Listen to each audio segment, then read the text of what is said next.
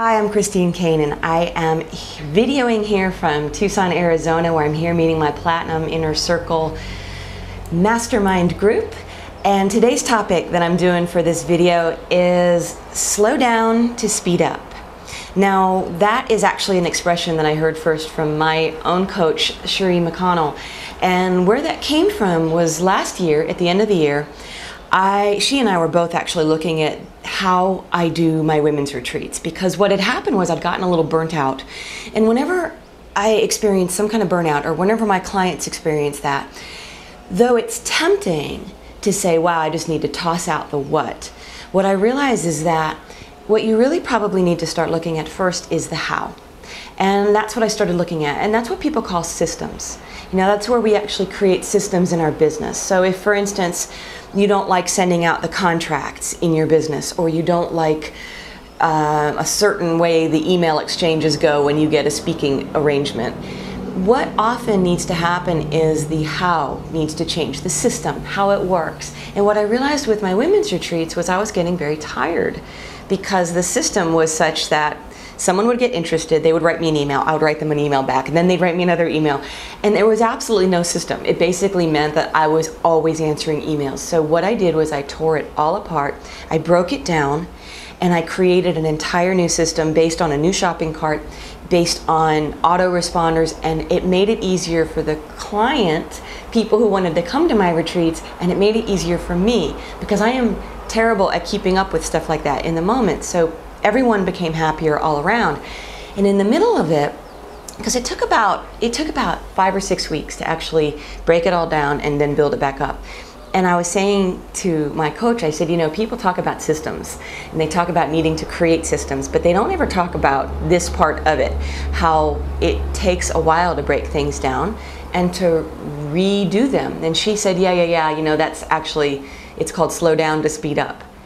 And I love that, and it always stayed with me. And I've thought about that in terms of not just creating new systems in your business, but also when your life needs to change. Because I know for myself that, for instance, when I left Washington, D.C. to become a singer-songwriter, I moved to a whole other city. I changed my life. I tore it apart, basically. And a lot of people who were in my life at the time thought I was going around the bend. They just thought I was completely nuts. And there was kind of this talking about what's wrong with Christine right now. She's just sort of having a life, you know, some life breakdown. But what it really was slowing down to speed up. And what we're actually doing when we're slowing down to speed up is we're letting go of what no longer serves us. We're letting go of what no longer helps create that vision, create that new life for ourselves. So for me, what I was doing was I was letting go of old mindsets that said you had to have a job with benefits and a retirement plan, because I was becoming a songwriter, I was becoming an artist, and I was learning how to live from my own lights, my own income, my own self-generated flow, whereas the only way I had ever seen before was with a salary, with a benefits package. And I had to change everything. I had to change my how, and I had to slow down to speed up. And what happened was when I did finally release my new CD and I started selling out shows and things really started getting sped up, people from my old life would come to me, and their biggest question was, when did all this happen? When did you become this person? And I realized that's what it looks like on the outside. It looks like suddenly you get velocity and you're taking off, but no one sees the slowdown period. So with my, you know, it can be as small as something like women's retreats. It can be as small as something like a system in your business, in your office, in your life. And it can be as big as life change. So what I wanted to present to you today was the question of, where do you need to slow down in order to speed up? Because a lot of us think we need to change the what. We think, oh God, you know, I should just go back to school and become something totally different. I should just give this whole thing up. But first off, look at the how, because maybe your burnout is coming from how you're doing things as opposed to what you're doing. So where do you need to slow down in order to speed up?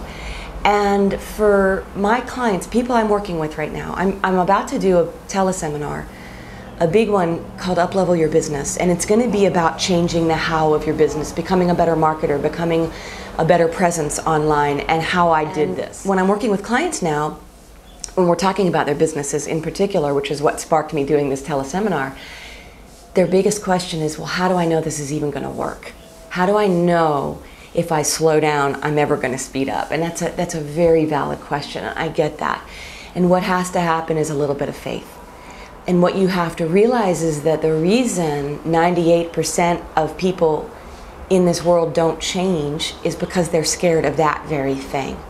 And that is why I think coaching works so well, and that's why so many people want to hire people, because they need that support in their slowdown period. Because for most of us, when we slow down, the reaction of people in our lives is, what's wrong with you?